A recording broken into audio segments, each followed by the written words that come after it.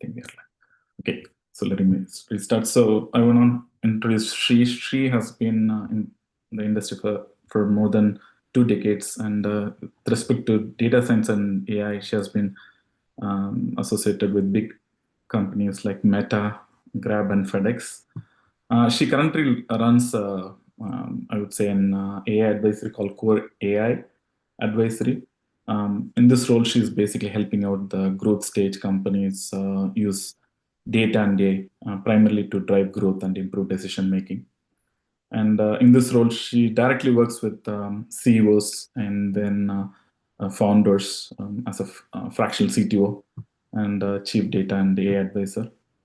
And she's been a lot of, I mean, she's given a lot of talks. In fact, one of her talks about agentic AI, I happened to see it and I connected with Shri because she sort of simplified the whole concept of agentic AI.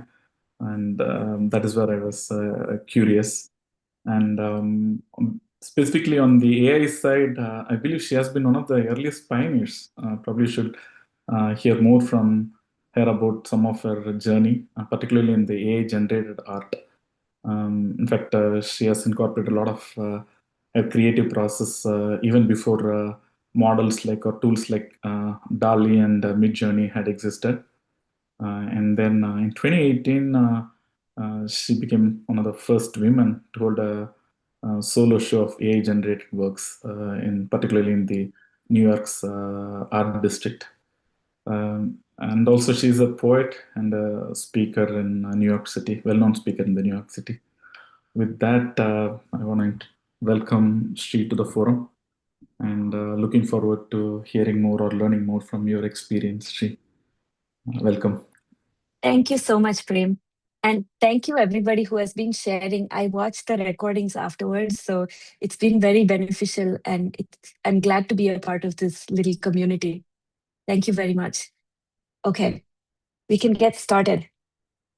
So I think we're going to have a provocative discussion here in the next 30 minutes. Please be engaged, and please ask questions as we go. I don't mind being interrupted. So here we go. What if the next era of internet isn't about web pages or social networks or better search or even better chatbots? What if it wasn't about any of those things? Can you imagine a future where you don't even have to go to the internet to search for information or to take some action on a task or to entertain yourself? That's most of the things that we go to the internet for. What if we don't do that at all and we reimagine the internet to be a web of agents that just fulfills all the tasks that you need, and the agents go to the internet on your behalf? So I know that's a very big concept, and I'm going to try to break it down and simplify it over the next few minutes, and I will walk you through the necessary infrastructure that we believe is needed for this future internet to exist.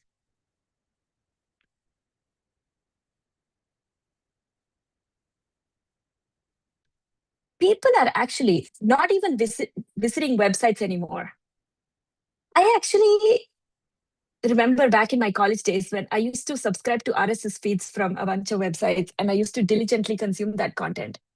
And then in the last 15 years, social networks have definitely changed my consumption patterns. And over the next 15 years or so, or even less, I suppose, these patterns will continue to evolve in the future. The open web ran a deal for 30 years. You create content, you get traffic to your website, and you monetize the attention that's coming to your website. That's the pattern. But AI-generated answers when we go on Google and ask a question, it gives you an AI-generated answer. So you don't even end up going to the website. So Google searches that end with 0 click-throughs are now at 60%. 60% of people that go on Google search for something, they don't even hit another search results. They already get the answer that they need from the AI-generated results, and they move on. Now, the websites that powered the internet are now losing the oxygen they need to survive, the oxygen being the clicks and the attention. And this is not a temporary dip, it's structural. And the page-centric web that we know of is ending. So very quickly, Internet 1.0 was static pages you published and people read. And the currency that was important was the hyperlink. And the Internet 2.0 was all about platforms and people. Everybody became a creator. And the currency shifted to engagement, likes, and shares, etc.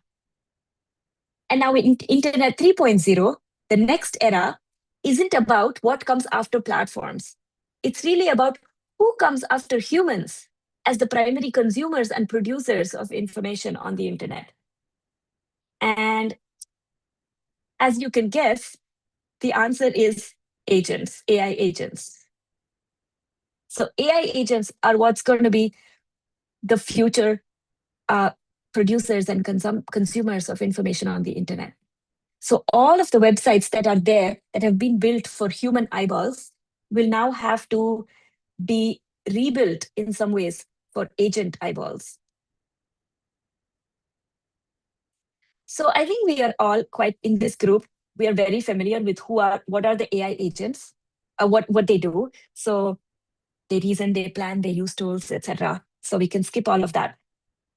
But these agents today are still constrained. They have to scrape and parse information from interfaces that are built for human eyes. It's like asking a self-driving car to read road signs designed for humans. And if you recall, most of the errors that happen in self-driving cars are because they're also sharing the lanes with humans, right? And humans are inherently not able to be correctly modeled into the data. So that's very similar to how I'm thinking all agents will work. Agents are trying to function in an environment that are designed for humans. It works, but it's a hack. And hacks don't really scale. And if we just let agents be agents and be efficient, I'm sure you have seen that video where agents create their own language that they speak to each other in, and the humans can't even understand what it is. And it's efficient and it's fast and things get done that way. So that's the idea that we wanted to take further and build on, which is that if agents lived in a world that was meant for agents and not necessarily being shared with humans, what would that look like? So that's the internet of the future. And the vision we have is you don't really browse the internet anymore. You delegate. You delegate a task to your personal agent.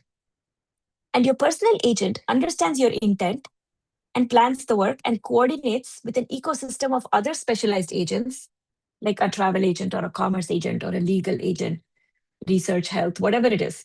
There will be agents for everything. Just like we have apps for everything, there will be agents for everything. And most traffic will become agent to agent, and websites will evolve into agents that expose capabilities through structured interfaces. And now this interaction paradigm shifts from browsing and reading to now delegating and fulfilling. And I think this is a fundamental shift, and it is almost as fundamental as the shift from static pages to social platforms. Maybe even bigger. We're yet to really adopt this, but maybe this is a bigger shift than we realize. Sure, all of this sounds fantastic until you then ask the question, how do you find the right agent? PageRank, if you remember, worked really well because hyperlinks were public.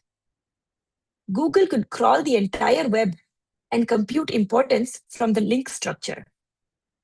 But agent-to-agent interactions are private. The communications are siloed, and agents themselves exist inside siloed platforms. So the usage data is all siloed behind walled gardens. So without some form of coordination, you can't really distinguish agents that are genuinely good from those that are just popular, or worse, those that are just gaming the system. Now, I will keep coming back to this point again and again, so bear with me, but this is a very important point.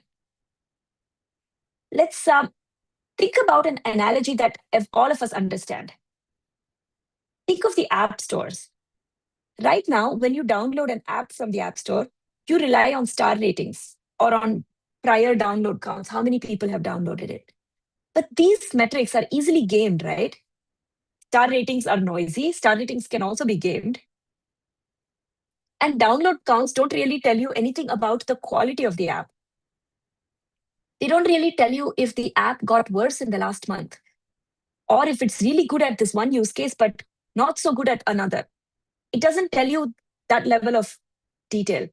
Now imagine an ecosystem of hundreds of thousands of agents out there.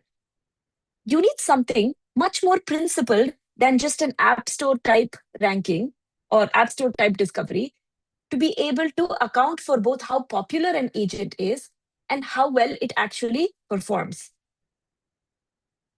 And that's the gap that we are filling with our research paper. We propose two things. First, Dovis. It's a 5-layer protocol stack that creates the minimal telemetry that we need so that the agents can be discovered. It's the plumbing of everything. And then second is the agent rank algorithm. It's a ranking algorithm that fuses together two different scores, both usage and competence. I know this is the third time I'm mentioning usage and competence, but it is really the foundation of this work. An agent that is just popular is not good. An agent that is that nobody knows about but is just really good at something is also not good in your ecosystem. So you need agents that have high scores both in the usage and the competence dimensions. So Dovis is the plumbing, the protocol stack, and agent rank is the brain. And with them together, we really can have a very discoverable internet. And quick walkthrough of the Dovis protocol stack. So it stands for discovery, orchestration, verification, incentives, and semantics. The key insight here is that each layer solves a different operational problem.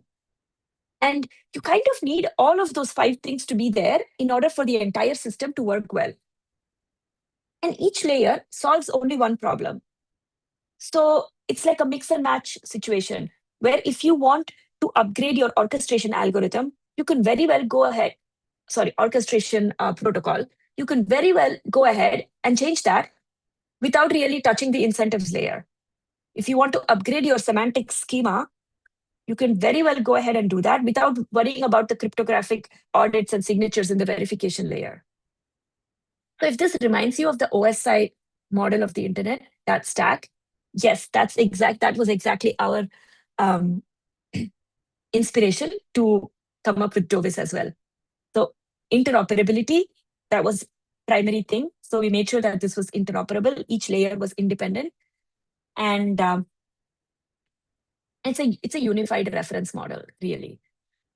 And the other thing is, Dovis is not replacing existing protocols like MCP, A2A, ACP. No, we're not replacing anything.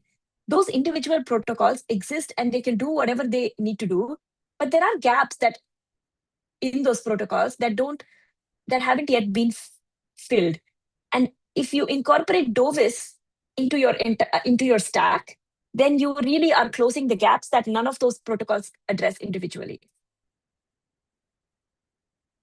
So then let's walk through layer by layer very quickly. I won't take much time here because it's kind of boring. The bottommost layer, of course, we start at the bottom, is semantics. And semantics is essentially about the reporting telemetry. So if agents have to report telemetry, right? So if agents report telemetry, but every agent is reporting it in a different unit, then that's a problem. And if every agent is reporting a telemetry at a different time, that's a problem. So semantics layer is really about unifying all of that and ensuring that the schema is shared and can be ported very easily. So we came up with a schema called OAT-like schema. OAT just stands for Open Agent Telemetry. and we made sure it's a light schema. Of course, if somebody wants to come after us and then make it a full oat schema, sure, go ahead. But we kept it light because it was just for research purposes. And light works really well, especially when you want faster and less overhead in your implementation. Okay, moving on. This is the boring part, but it's a very essential foundation. And the next thing is layer 2 and 4 are Hey, about orchestra. Sudhya, can you interrupt now or wait? Sure, go ahead. Srini here. Now, but how do we, this is good, great so far. How do we measure the quality Oh, and cost is getting there. straightforward. Ah, okay. Getting there. Thanks. Yes. Okay, I'll wait. Thank you. So orchestration and incentives is the next layer. So orchestration defines the reporting contract. So your time is divided into epochs, and at the close of each epoch, the caller agent will submit one record per callee task pair containing aggregate stats. And there's no need for agents to be continuously streaming anything. There's no raw data being streamed, just compact snapshots of data that's being reported after every epoch. And these records can directly go into an indexer, or it can be channeled through an optional relay where you can do batching and privacy, differential privacy and stuff like that. So we kept this as optional. We did not implement this when we were doing our experiments, but that's something that we know this paper can be extended to in the future.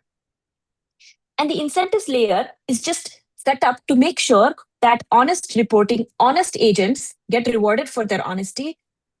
Dishonest agents get their ranking affected, like they should be discouraged from reporting dishonestly.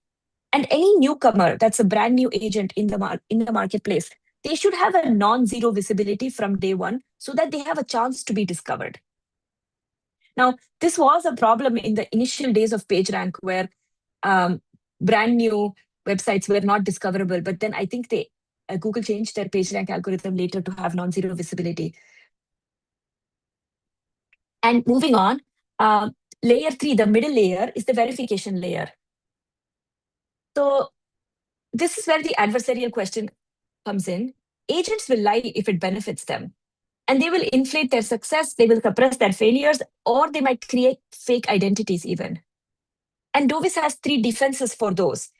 Each record is cryptographically signed, so it's attributable to the agent that shared that record. And callers are the ones who are sharing the record, right? We can also have callees publish an acknowledgement count as a cross-check. That's one way to do this. And then the indexer that exists can randomly audit a small percentage of the edges after each epoch. And any failed audit will trigger heavy penalties. And in our simulations, we noticed that even as a low audit rate like 1 to 5% is pretty good at making systematic cheating very expensive in the ecosystem. And the last layer is the top layer is the discovery layer. Sits right at the top of the stack, and it consumes all of the verified telemetry, and it runs the engine that produces the rankings. And that engine is the agent rank UC algorithm. That engine has 2 inputs, not one. The 2 inputs are the usage kernel that captures how often agents are selected. That's your popularity signal. And a competence kernel that captures how well agents perform when selected. That's the quality signal, Srini, that you were asking about. So these 2 kernels have to be calculated. The key design decision here is that we don't pick one or the other. We have to fuse both those signals, because popularity without competence will give you the most marketed agent. And competence without popularity is just like the best kept secret that nobody can find. So you kind of need both popularity and competence, not one or the other, both, so that you can have a robust ecosystem. Shri, And so Dove, so the question is, as we speak today, the agents tend to be changing its state, right? Because at the end of the day, they are continuously improving themselves. and then they're also depending upon the LLMs that they are associated with, right? So are you sort of assuming that you would probably snapshot a state of agent and then use it as a reference so that you know that at this particular checkpoint, the agent was sort of looked at, it was evaluated for all the various attributes that you mentioned, and then it was associated with that of the ranking, right? Or you are going to be looking at a continuous improvement as it goes. You see what I'm saying? Yes, yes. I think I understand your question. So in the beginning, you have a certain point where all of the agents start in the marketplace, right? Mhm. And then as you start building your usage, I have another slide that is upcoming that shows you the usage and competent graphs and how that really differs. But as you start thinking about ranking these agents based on how often they get used or how often they get called by other agents, that's your usage or your popularity graph. And then if you also rank them based on how well they have performed, like some level of that's the quality signal. Like, did they do what I asked for? The calling agent will have a way of saying, did it answer my question, yes or no? And if it was a no, then that hurts their quality score, the competence score. And so as you build both of those graphs together, you have two different kernels that you will have to then uh, do a geometric mean of to then get your final ranking. So usually in PageRank, for example, you only take the URLs. If the URLs, if more important pages are linking to your page, then you have a higher score or your page is considered important because Yeah, the importance flows through the graph. right. Yeah. You evaluate Yeah. based on the references or number of things that are getting called, right? Yeah. Okay. Yes. Yes. And as I also have another slide there. You guys are thinking in this, you're thinking correctly. um, So in when you are starting in a closed agent marketplace, then you have built you build these graphs over time, right? You know which agents in this marketplace are good from are competent and are popular. And then you build that graph. But then as we expand, you will get to a more federated marketplace where agents from multiple marketplaces have to interact with each other. Then we will need some kind of a we will need to make those rankings public from their so when they come from their closed marketplace into the open federated marketplace, then that will be their starting point, their ranks that they carry over from the previous marketplace. Or we could say let's start fresh and then put all the agents together and start fresh. I don't remember if we did both those simulations or only one of those, but yeah, we considered these questions. Srini, Sure. your hand is up. Yeah. Yeah. No, very good research. Very interesting thought. Couple of thoughts. Speaking my mind. Right. One, interesting to see that the calling agent can rate, right, in certain parameters. Mm, Is that correct? So that sounded very interesting to me. yeah. Related point, who has to implement this DOVIS? The agent, the servicing agent has to implement, or how does that work? That's first part of the question. Second part of the Okay. question, Let yeah, me probably answer you can that. answer. Yeah, go ahead. So I think Dovis has to be implemented at a. Okay, I hope I'm correct, but if I'm incorrect, I will correct myself in the live stream later. I'll comment on it. But my understanding so far is that Dovis has to be implemented at the marketplace level. Like all agents talking to one another have to talk over the Dovis language. Okay. Okay, I'm Okay, just what was your thinking. I may be wrong. second question? Yeah, I may. No, even the first question, I might have got it wrong. But the question is like the servicing agent might manipulate the metrics. Is there opportunity there? Say, hey, my quality is good, latency is less. Can the servicing agent play safe, play right, play false, however you call it, to Yes. look good? Yes, yes. And they may also be not just the agent itself. There may be some agents together that are colluding and they're calling each other all the time just to increase Yeah, their usage score. Yes, yeah. that can happen. That it's called a Sybil click, and that can happen. And because you have the competence score, if a caller agent is still evaluating you on whether you fulfilled a task correctly or not. So your competence score will be lower in those cases. Even though you're a Sybil click and you are very popular, you might not be competent. So your Okay. competence score can go down. Okay. Okay. Interesting. Yes, Okay. Second that's point. coming too. Okay. The second part of question you can answer now or later. Stepping back, why do we need such a complex ranking in the agent world? Uh, right. Probably answered initially, but I want to step back and understand again. Okay. Isn't This it will also, sounding I will bit answer this heavy layer? again. Okay. Bear with me. I will answer this again. It's coming in the next few slides. Okay. Sure. Thank you. Okay, cool. So, okay, I think I've spent too much time on this slide. Yeah, so Dove is basically gives us the stream of the telemetry, and then agent rank UC turns that telemetry into a trustworthy ranking for every agent. Now, let's talk about a little bit.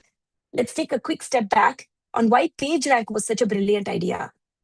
Because agent rank UC is built in PageRank.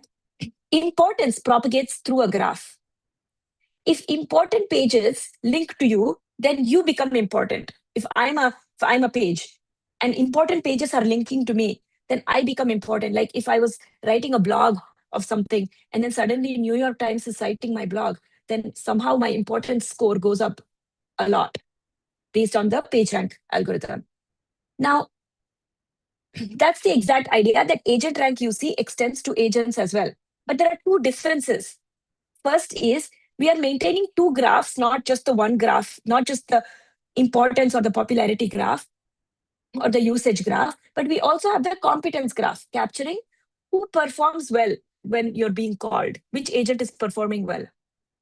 And the second difference is we add something called a recency bias. So your most recent performance matters a lot more than your past performance. And this will make sure that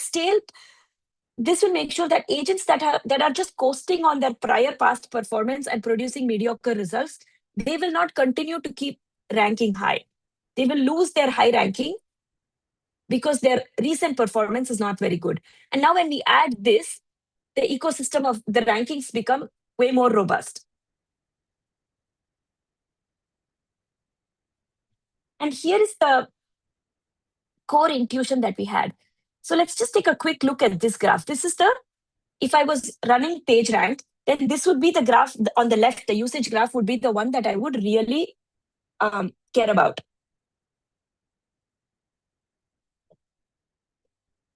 So there is this node on the right side. That's the popular node. It's big because the size tells you whether it's a popular agent or not. And then the thick edges are how frequently you're being called. So obviously across the sum of all your calls makes this particular node be very popular, right? But at the same time, if you place that same graph on top of if you put a competence graph on top of this, then you notice that even though that particular node is really popular, it's not really competent. Instead, this little guy over here on the bottom, or sorry, the one in the middle, he's performing really well, even though he is not that popular. So now, if you're only looking at popularity, your ranking is suboptimal. If you're only looking at competence, again, your ranking is suboptimal. But if you fuse those two scores together, then you get a more holistic, better ranking algorithm. And I think the existing agent rank does not have this differentiation, and that's why we extended that work to our paper. So each graph over here will produce a fixed point ranking through the page rank style iteration. So you go through the page rank type algorithm and you'll get two ranks, your usage rank and your competence rank. And then you fuse those two, usage rank and your competence rank, together with this blend parameter, which we call P. And basically the blend parameter will tell you how much you want to control for competence and usage. So a balanced number would be 0.5 right in the middle, right? And the geometric mean is important because it penalizes imbalance in either direction. So whether you're popular, or if you're popular but terrible, then your ranking is not good. But if you're really excellent but quite invisible, then also you're not the most called, you're not the most called agents because you're quite invisible, but it's a suboptimal solution for others to be calling you all the time because you are invisible. You should build visibility. So that's the idea. An agent that is popular but incompetent, or excellent but invisible, both of them will get suppressed over time unless they work on the other score that they are weak in. So if we make it a visual and put it in quadrants, your bottom left is the low usage and low competence quadrant. And this has to get a low rank. No surprise there, right? Low usage, this agent has low usage and it also has low competence. So it is a low ranked agent. This agent, some agents may have really high usage but low competence. These guys are popular, but they're frauds in some ways. So we call them the popular fraud. They need to be penalized. The geometric mean will suppress the one-sided strength. You can't coast on popularity alone. And then look at the blue guys here. They have low usage, but they have high competence. This is the hidden gem. And a hidden gem should be lifted over time. They can't be lifted immediately, obviously, but can be lifted over time. They have a non-zero visibility. We give them a non-zero visibility to help them get started. And then you can build your usage over time. And then the goal is to move to this green box here, which is the high usage and high competence. And these guys are really good. So they need to get rewarded. They need to be rewarded and they need to get to stay at the top. So excellent and well-known agents, both these signals will reinforce each other and they will stay on the top. So that's kind of how we envisioned the rankings. And our algorithm itself is broken out into 7 steps, and each step has a singular purpose, and the entire pipeline runs in linear time.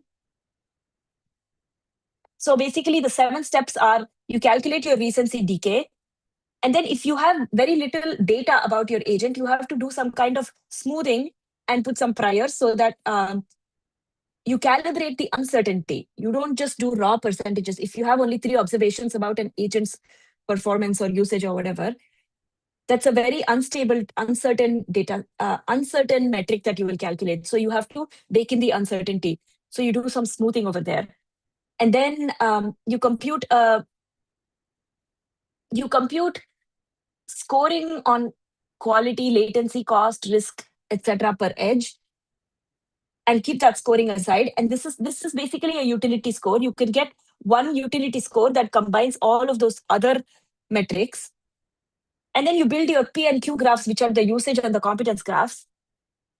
And then you ensure that any new agent that enters your ecosystem is given non-zero visibility. So you fix that. And then you iterate to find the actual usage and competence rankings.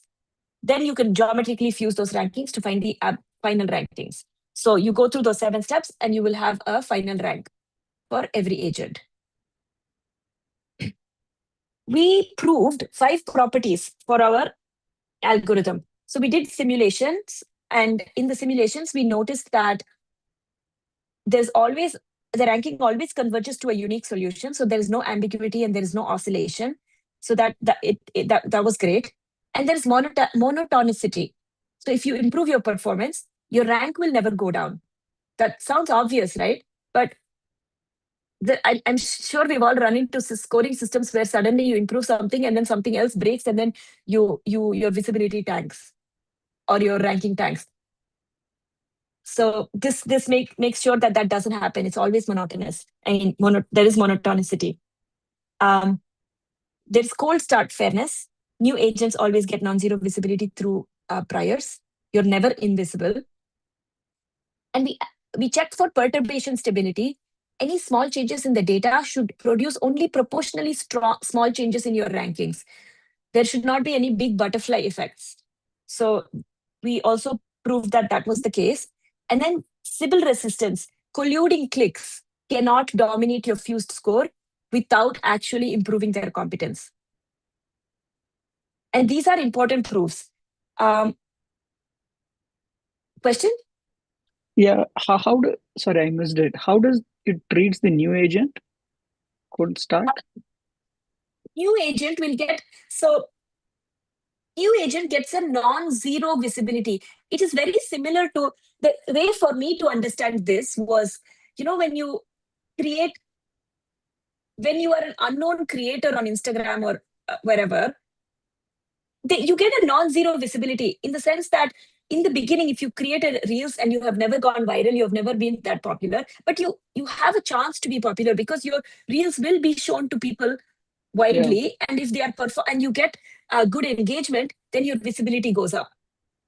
And next time you post something, you generally increase your reach more and more. So that's the same concept in this case. So new agents will have a non-zero visibility. We will ensure that they are visible in rankings in the beginning, so that they have a chance to be called. Okay. And that is like time-based window, or? Yes. Okay. I think so. It's been a few months, so I have to go back and check Okay. in that time-based window. But I think Okay. that No, but I sounds about right. understand. Yeah, we can give any kind of a dimension rooms, right? Yes. Yeah, Got it. you can change that in your implementation. Yeah. So we thought about, to test all this, we built a synthetic world with about 100 agents, and we put 5 archetypes across all of these agents. And we believe that these 5 archetypes kind of represent anything that can potentially go wrong in the system. And if these five archetypes of agents was a way for us to check if we could break this ranking algorithm or not. It would break any naive ranking algorithm for sure, but agent rank UC didn't break. So we have balanced across all of these different scorings: compete, reach, safety, affordability, speed. Balanced and strong are reliable all-rounders. So they have strong scores across those areas. Then we have popular but mediocre agents. That's the one that I was telling earlier. They have very high usage but very low competence. And then others are niche but excellent. They are very good, but they are very niche agents. They are very good only for a certain type of tasks. And then you might have agents that are cheap. They are fast, they are cheap, they give you results, but you don't really know if there's still some risk. Maybe they're too fast, too cheap. You don't know. There's some risk. You feel like there's some riskiness. So those were one type of agents.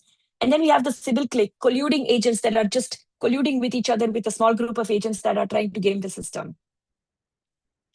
And so we went through all of these archetypes. And then in the simulation, we found that, all of these 5 theoretical guarantees were, these guarantees were actually proved mathematically. So my husband was my co-author.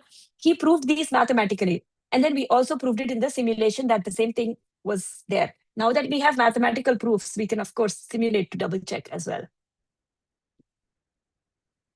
And the last question really is, how would we deploy? How does deployment actually happen? So we think that Dovis can also start very similar to how the web mirroring how internet protocols have generally spread and generally been adopted. We also think that agents will be first built within agent marketplaces. That's where they will exist. And then you will open it up to a more federated marketplace where you will share schemas and share your task registries, etc., and across different agent marketplaces. So you get to a federated marketplace. And then you open it up further. Once we have a more mature incentive mechanism and a decentralized verification system, then we will be able to scale it to a more open web type of a scenario. This mirrors how internet protocols have also been adopted. They start small and then they start in a more localized environments and then they spread. An important design choice we made was that we did not build Dovis and Agent Rank QC in isolation. They are not designed to be, they are designed to be complementary to existing protocols. They are meant to be compatible with A2A, ACP, ANP, MCP, all of these protocols that exist today. All of those other protocols, they handle how agents communicate, how agents should communicate. But Dovis and Agent Rank, you see, handle how you discover these agents and how you rank them. So in that way, they are complementary because they are not really telling you how you should communicate. That's already been done by all of these other protocols. But how do you discover and how do you rank these agents? That's the problem that Dovis and Agent Rank UC solve. So they are complementary in that from that angle. And it's an incremental adoption. That's an important point there. You do not need to replace anything that you have currently already put in production. You just layer Dovis on top of what you already have, and you will have a more robust system, basically. And lastly, let's imagine, so in real life applications, what is the agentic web? What can agentic web feel like? So there were 3 things that I could think of. So one is you wake up feeling a little bit off, you're feeling sick. You don't Google your symptoms. You don't scroll through WebMD. Actually, WebMD is the worst website to scroll through because anytime I scroll through WebMD and ask for something, it tells me that I'm going to die in 15 minutes. So I really don't trust WebMD. So basically, you just tell your symptoms to your agent. It figures out what specialist you need. It checks who's actually good, not who has the most 5-star reviews, but who actually has the best verified outcomes. And then it books you an appointment. You actually didn't even touch a browser. You didn't even fill out a form or anything. You just talk to your agent and you have a doctor's appointment all ready for you. That's one application that can happen once we are able to trust whether agents can be discovered and ranked properly. So suppose you have a small business owner and you're getting a contract, and I need to verify that contract and make sure that it's legally all the I's are dotted and the T's are, whatever, I'm forgetting that phrase. So today I would have to go and pay a lawyer $500 an hour and hope for the best, basically. I'll have to find and if I have to do it fast, I have to find a lawyer who is available. He may or may not be good. I don't even know. I don't have time to check. So it could be a suboptimal outcome. But in the agentic web, my agent will find the right legal agent for my jurisdiction, can negotiate the scope, it can return a plain language summary in minutes. And that's pretty awesome. You are getting a lawyer with a verified track record. And we can skip the third one, it's pretty similar. Srini, your hand's up. Oh, yeah, no, very good. Now I understand clearly why we need such a ranking system, how it is approached, how marketplace is related. All of my questions got answered. But one technical question, how does this telemetry flows in? Where does this Dovis sits? Say, for example, the first case of a localized marketplace. Where does it sit? How does it get the telemetry data? Is it owned by the marketplace? The Dovis is owned by marketplace and agents feed in data, or that part I didn't get it. Okay. So the way we are thinking about this is it's every agent's responsibility to report. After every epoch, they are supposed to report aggregate statistics of who they have called and for what task and what was the outcome. Every caller has to make that caller will report. Yes. Caller has to make the report.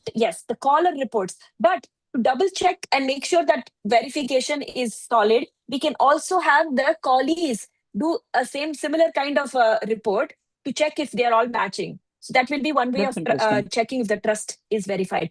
And we particularly kept it a very light schema so that it's not a burden on the agent, the caller agent, after each epoch to report some. I mean, they're not using too much computation power on the schema and the semantics, but instead they are focusing all of their power and their energy on the task that they have at hand. So that's why we kept the schema we call the schema a light schema. It's very light. There's only aggregate statistics reported at the end of every epoch. So no streaming necessary. So you're not losing power by having to report telemetry. These are all things that in real life, if your sensors are sending too much data, then you lose power, right? We can't have Yeah. that happen. Yeah. No, okay. It's very clear now. Thank you so much. Sure thing. Okay, where was I? Yeah, so we were imagining and dreaming about the future. Actually, this healthcare thing is, I mean, I don't have an agent, but ChatGPT has been pretty helpful for me because I have a young child who always gets sick, and I tend to get scared if my son is sick. So I'm always asking ChatGPT when should I panic, should I not panic, and I always get way better answers than if I go to WebMD, which tells me I'm going to die in 15 minutes. And then more applications, like thinking about the enterprise agentic web. So instead of enterprise, in the enterprise, I feel like enterprises will start composing instead of buying. So instead of buying a platform, you just assemble a pipeline. You need a supply chain coordination across 40 countries. Just pick the best logistics agent, your best customs agent, your best compliance agent. All of them are selected by Agent Rank QC. So you know that they have verified performance and they have decent usage. So you compose them. No single vendor is going to own your pipeline. Now, this is fundamentally changing this will fundamentally change the enterprise SaaS model. And I think in some ways we all know this, but it's really hard for us to imagine this because a lot of us work in enterprise SaaS. So it's coming. We just have to think ahead and solve for it smartly. And then the next thing is SLAs. SLAs move from contracts to protocol level enforcement. So today, an SLA is a legal document nobody really reads until something breaks, right? In Dovis, it's enforced at the protocol level. So if an agent is missing its commitment, then the orchestration layer immediately knows automatically. And so your ranking is affected. And your ranking is based on your most recent performance. So this SLA is no longer lagging. It's built into it's so fast. Like there is no more coasting, basically. And that's amazing. And vendor lock-ins dissolve and this is terrifying for a lot of us. An agent that speaks Dovis can be swapped.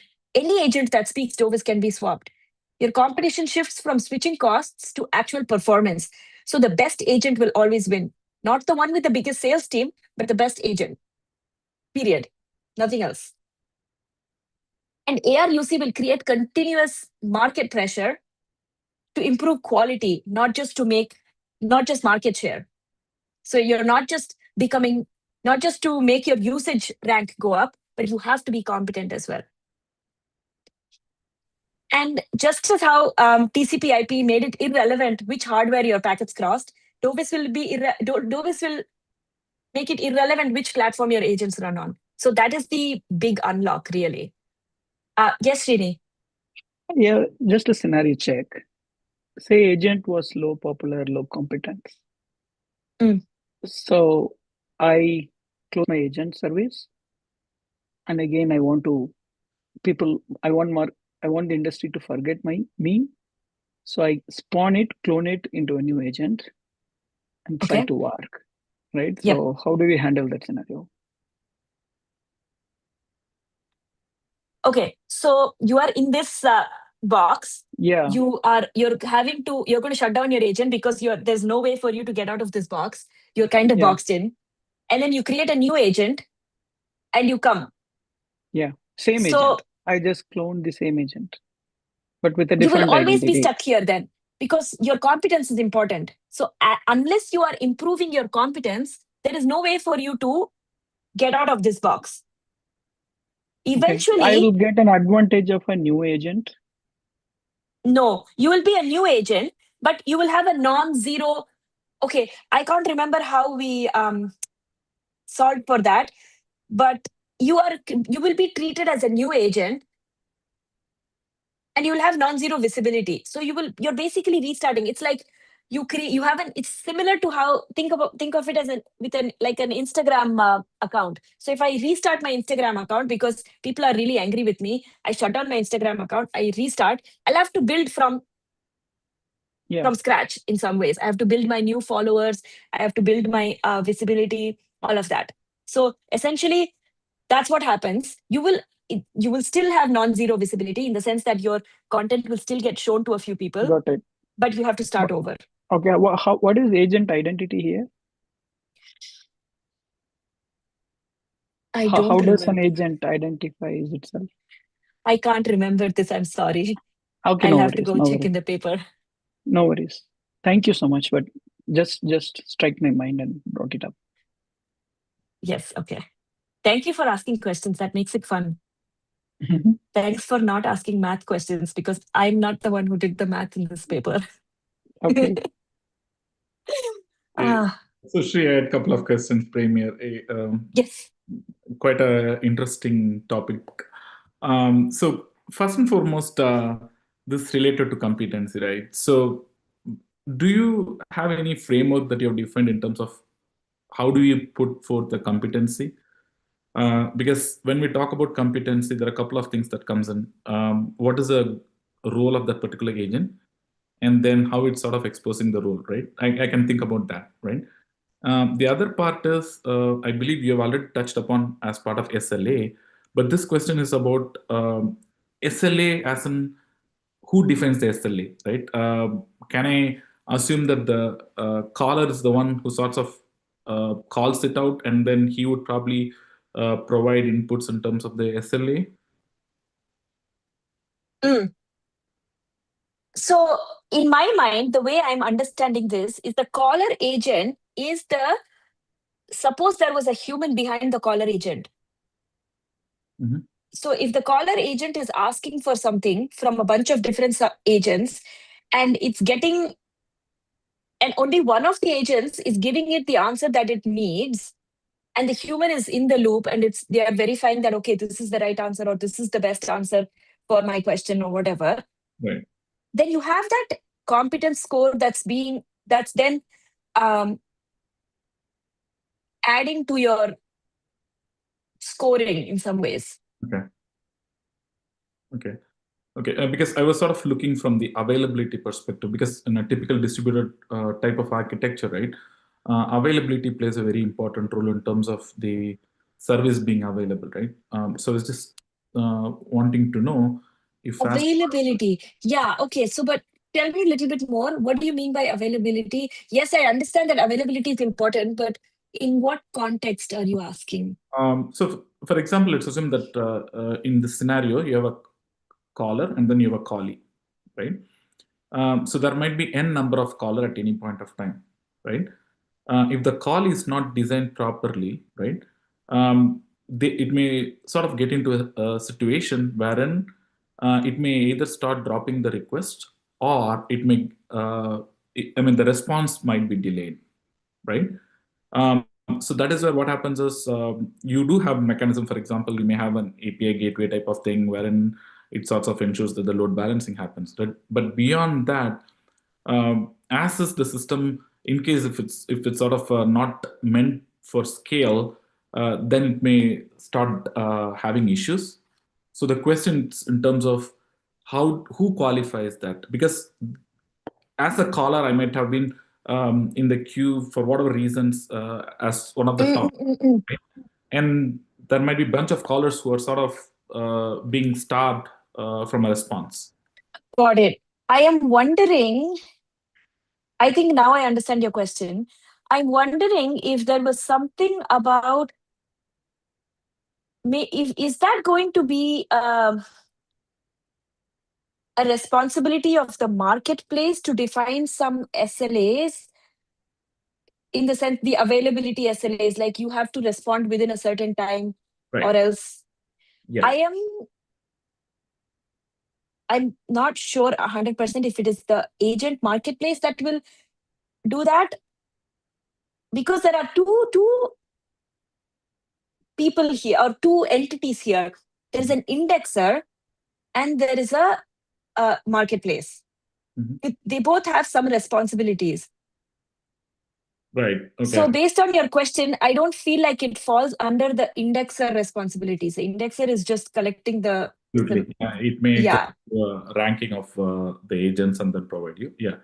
Because So my guess is the marketplace has to define some base level of SLAs for an agent to be active on that marketplace. Like you can't decline. I'm thinking similar to Ubers cannot cancel a ride. They have to respond to a ride within a certain amount of time. They cannot keep canceling 3 times in a row, or else they'll get penalized. That kind of stuff. Something like that has to be baked in. Yeah, absolutely. Yeah. But I think the framework, I think, can be extended, but I was just wanting to know. Yeah, we haven't solved everything. Yeah, we still have these 6 things that we have not solved. Right. Yeah. But actually, it's a very novel way, as we move towards more of an autonomous type of thing. This sort of thing really helps. Yeah. Thank you. This was a very fun project, and it was a personal fun project that we both decided to do, because we were both in between jobs and transitioning. So we were like, let's just do something together. But we quickly realized, as we moved on to our other jobs and daily life took on, we realized that there are also so many gaps that need to be filled, and there was no way for us to continue working on this. So I'm putting it out there, you bright minds here. If you guys think you have the energy and the enthusiasm to solve this, please go ahead and extend. Yeah, absolutely. Thank you again for a really engaging conversation. I think that's it. Yeah, I'm ending with this quote: "The future internet is a web of agents, not pages." Yeah, absolutely. That's true. And yeah, I think this is quite an engaging session. Really appreciate for all your time.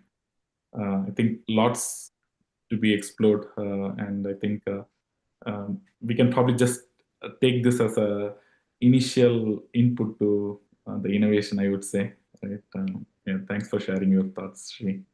Thank you for inviting me, and thanks to the community, everyone who showed up. I appreciate it. Taking time off your day to be here. It's a pleasure. I just want to quickly check if there are any other questions.